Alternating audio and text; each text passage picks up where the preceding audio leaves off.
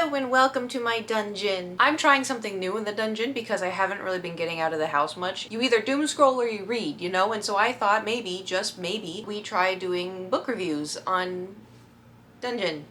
I don't leave my house. I've always liked reading. I've never been very good at remembering to read because I tend to do other things. But I decided this was something that I really wanted to do, and I stuck and I tried and I did it. So my friend said that this was a really good book, and she said there was a little bit of spice, but she reiterated that it was a really good book, and oh my god, she was wrong. Oh my god. So I normally love fantasy books, you know, with dragons and fairy tales and dungeon. I was a little dodgy on this because I read the about, and it just had like, oh, something working at a hospital modern day TikTok, and I just kind of was like, you know, because I don't sense any dragons in this kind of thing. And she said it had a little bit of spice, but she highly recommended it. Can I just say how wrong she was? A little spice? A little? It was basically getting right into it in the first chapter. One chapter in, and I felt like I needed to go to church, and I haven't been to church in 13 years. So anyway, the guy's wearing a mask. And the mask, low-key, I get it. Okay, listen, I get it. I'm sorry. I do understand the mask thing. Alright, it's kind of sexy. However, the knives and the blood, I don't understand. Are y'all okay? What is with the knives and the blood? Like, is it the shiny? Are you a crow? By the way, I will be spoiling this entire book. If you want to read it for yourself, good luck and goodbye. So yeah, the main character is a strong, independent, sexy trauma nurse kind of thing. You know, you go girl.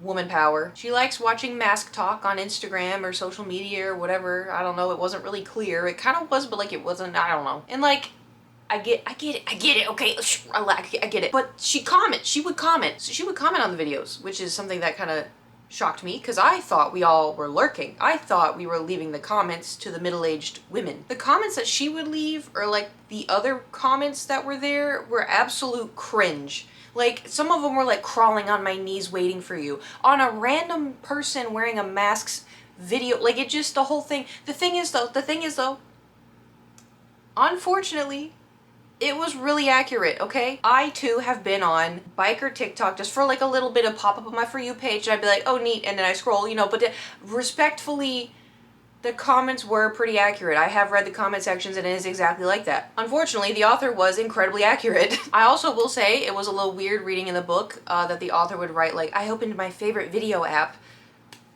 Like, I just say TikTok. Just say TikTok.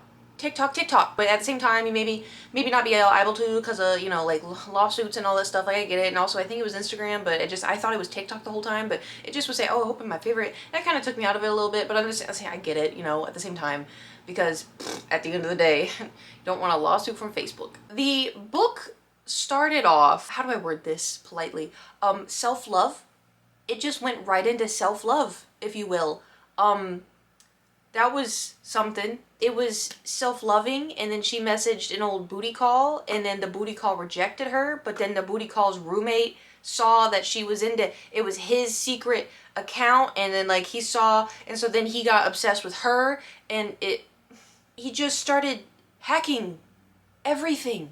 Like all of her socials, he just started going into it. And like, my first thought was, girl, don't you have everything two-step verified? Like, granted, this guy somehow, I don't know, I'm sure somehow he would have been able to bypass it. I don't know. He just literally, oh, I opened my computer and I typed in some code and suddenly I was in her security camera. It's like, hello? Anyway, so he finds her house, breaks in, leaves his mask, and starts putting in security cameras all in her house, and just like that, voila. He wanted to test it to see if she was actually into the mask TikTok.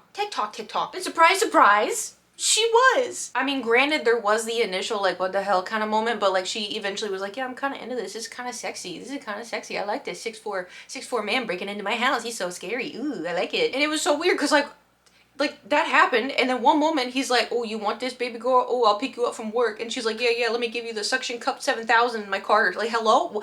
Like, it just literally went from like, I am in your house, and all of a sudden I'm picking you up from work because I'm a sweet little cutie patootie, and oh, my pants. But don't worry though, he said he was clean. That was a part that before she started performing her prayers, she asked, are you clean? And he goes, yeah, but behind the mask, yeah, I'm clean. And like, for one, don't do that. Take the word of a man?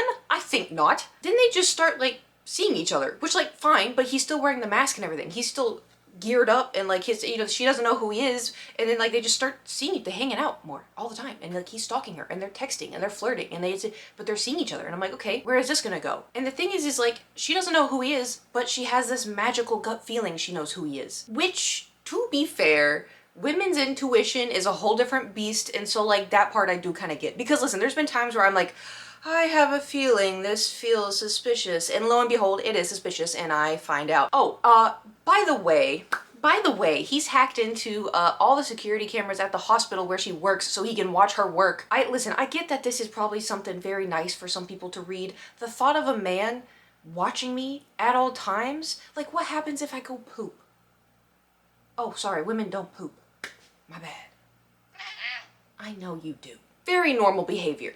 But anyway, it does come in handy at one point, because she, unfortunately, works at a trauma center hospital, and she has a run-in with a dingleberry of a man, and then she and the masked man, Batman, have a sleepover at her house, and lo and behold, Dingleberry Man breaks into her house to try to kill her. Luckily, Batman was there, 6'4", hunk of muscle, rippling abs, ready to go, punches him in the face just as he gets through the door. But then, Dingleberry accidentally dies. Now what? Plot twist. Her uncle is the mafia. She has an uncle who is the mafia. So they take the body to Uncle Mafia to get it taken care of. But don't worry, because of Batman's hacking skills and her family is the mafia, everything comes together and works out perfectly fine in the end. Somehow. Oh, also, did I mention that Batman's dad is a serial killer? So the entire time he's having internal wars with himself, trying to convince himself he's not like his dear papa. I say dear, it's not really dear, but he's not like his papa, and he didn't want people to figure out who his papa was, because then they're gonna think he is like his papa. He's just fighting these internal demons the entire time, and it doesn't help that he likes knives and masks and blood. And then Girly Pop finds out about his dad being a serial killer, and she goes, oh no.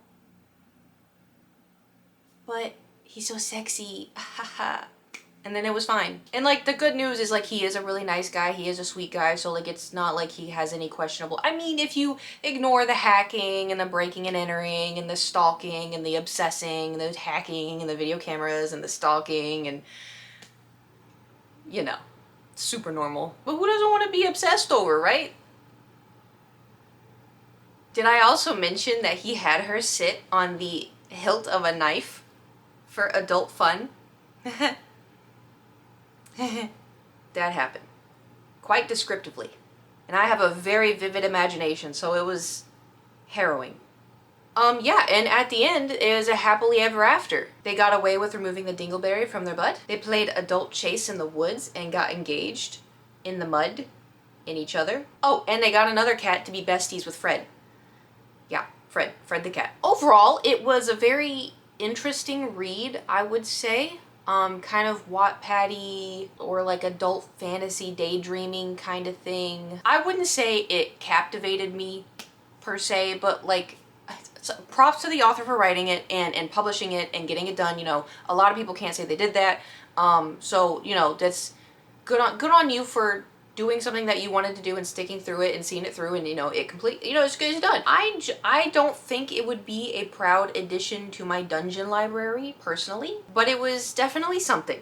I think I would give it 2.3 eggplants out of 5. I feel like, you know, eggplant is probably the proper term to use, considering it was quite entertaining, quite shocking. I am a little concerned about my friend who recommended it, because she really hyped it up and she said it did not have a lot of spice.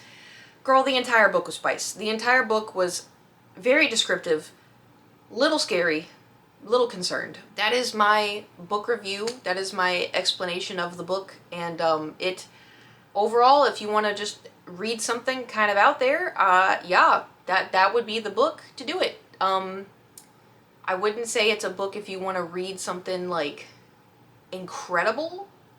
But if you're bored and you kind of want to be like, you know, then hey, lights out. That's all I got for you. Thanks for watching. Let me know what you think. Have you read the book? What are your thoughts? Do you want to read the book? I mean, I just told you everything about the book, so maybe you don't want to, but I also don't know how you're supposed to do book reviews. I'm just kind of talking about it, and I hope that is a review. I don't know. Anyways, thank you for watching. Hope you have a fantastic day. Safe travels. Goodbye.